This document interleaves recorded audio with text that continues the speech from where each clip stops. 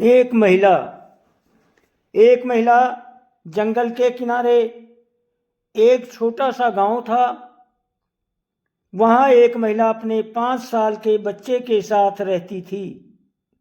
पति के देहांत के बाद इसने अकेले ही बच्चे को पाल पोस कर बड़ा किया।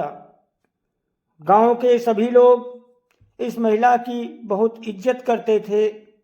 महिला छोटे मोटे काम करके अपना और अपने बच्चे का जीवन यापन करती थी। गांव में पुरानी प्रथा प्रचलित थी जिसमें सुहागन महिलाओं के द्वारा जंगल में जाकर कुल देवी पूजन किया जाता है। पूजन में लगभग सभी गांव वाले उपस्थित होते हैं। देवी पूजन के लिए गांव के सभी लोग उत्साहित थे, लेकिन वो महिला दुखी थी क्योंकि उसे पूजा में शामिल होने का अधिकार नहीं था, क्योंकि वहाँ के केवल सुहागिन औरतें ही उपस्थित हो सकती थीं। शाम होते ही सभी अपने अपने घर में ताला लगाकर जंगल के लिए निकलने लगते हैं। गांव में उस महिला, उसके बच्चे के अलावा कोई नहीं होता। सभी अपने परिवार के साथ कुल देवी पूजा में चले जाते हैं। आधी रात को नींद से महिला की आंखें खुलती हैं। उसे कुछ आहट सुनाई देती है। महिला जैसे ही अपने घर के दरवाजे के पास आती है, उसे जानवरों की आवाज़ें सुनाई देती हैं।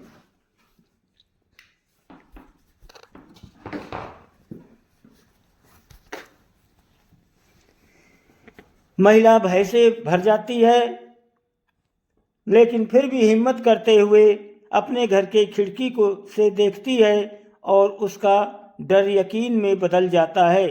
महिला के घर के बाहर बहुत से खूंखार भेड़िए दिखाई देते हैं जो कि शिकार की तलाश में घर के चारों तरफ घूम रहे हैं। महिला का बच्चा घर में सो रहा होता है। वो अपने बच्चे के लिए डर जाती है। तभी महिला शांति से खिड़की से देखती है और कुछ ही देर में भेड़िए एक एक करके वहाँ से हट जाते हैं। महिला हिम्मत जुटाकर धीरे से दरवाज़ा खोलकर देखती है तो वहाँ से सारे भेड़िए जा चुके होते हैं। महिला को लगता है खतरा टल गया और वो दरवाज़ा बंद करके अपने बच्चे के कमरे में वापस आने लगती है। तभी उसकी नज़र घर की छत पर पड़ती है। वहाँ से एक भेड़िया लाल आंखें किए हुए घर की छत से अंदर घुसने का प्रयास कर रहा होता है।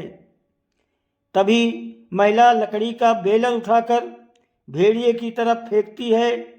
भेड़िया बेलन से बचने के लिए अपना मुंह वापस बाहर निकाल लेता है। महिला सोते हुए बच्चे को उठाकर दूसरे कमरे में आती है। उसके निकलते ही भेड़िया छत से कमरे के अंदर आ जाता है। महिला जल्दी से वो दरवाज़ा बंद कर देती है जिस कमरे में भेड़िया आ चुका था, और देखते ही देखते कई सारे भेड़िए उस कमरे में घुस जाते हैं। महिला बहुत जोर से आवाज़ लगाती है, बचाओ, कोई तो हमारी मदद करो। लेकिन गांव से सभी लोग दूर होते हैं जो महिला की आवाज़ नहीं सुन सकते। महिला बेबस होकर अपने बच्चे को गोद में लिए रोने लगती है। महिला को समझ में नहीं आ रहा था कि वो बच्चे को लेकर घर में रहे या बाहर जाए। मौत तो दोनों ही तरफ उसका इंतजार कर रही थी। तभी महिला ने एक कपड़े को आग लगाकर खिड़की से उसी कमरे में फेंक दिया जिसमें भेड़िए मौजूद थे। आग देखते ही भेड़िए घर की छत से निकलकर यहाँ वहाँ भागने लगे। तभी अचानक बच्चे की नींद खुल जाती है। वो अपनी माँ को परेशान देखता है तो उठकर बैठ जाता है। माँ अपने बच्चे को डराना नहीं चाहती, इसलिए वो भेड़िए वाली बात छुपा लेती है और अपने बेटे को अपने सीने से लगाकर सुला देती है। महिला रात भर ऐसे ही बैठी रहती है। सुबह जैसे ही गांव वाले पूजा समाप्त करके आते हैं, तो उन्हें गांव की हालत देखकर समझ में आ जाता है कि यहाँ जरूर जानवर आए थे जिन्होंने सभी के घरों का बुरा हाल किए है। गांव वालों की आवाज़ सुनकर महिला घर से बाहर निकल आती है और ज़ोर ज़ोर से रोने लगती है। गांव के लोगों को सारी बात पता चलती है। सभी महिला को उसकी बहादुरी के लिए प्रोत्साहित करते हैं। माँ ने अपनी बहादुरी से अपने बच्चे के जीवन को बचा लिया था। यही एक संघर्ष वाला लम्हा था जिससे ममता का मोल पता चलता है। दोस्तों, वीडियो को लाइक और सब्सक्राइब करें, आपकी बहुत मेहरबानी होगी। आप सभी को बहुत बहुत धन्यवाद। प्लीज़ लाइक सब्सक्राइब ज़रूर करें। आपको बहुत बहुत धन्यवाद। कोटि कोटि प्रणाम।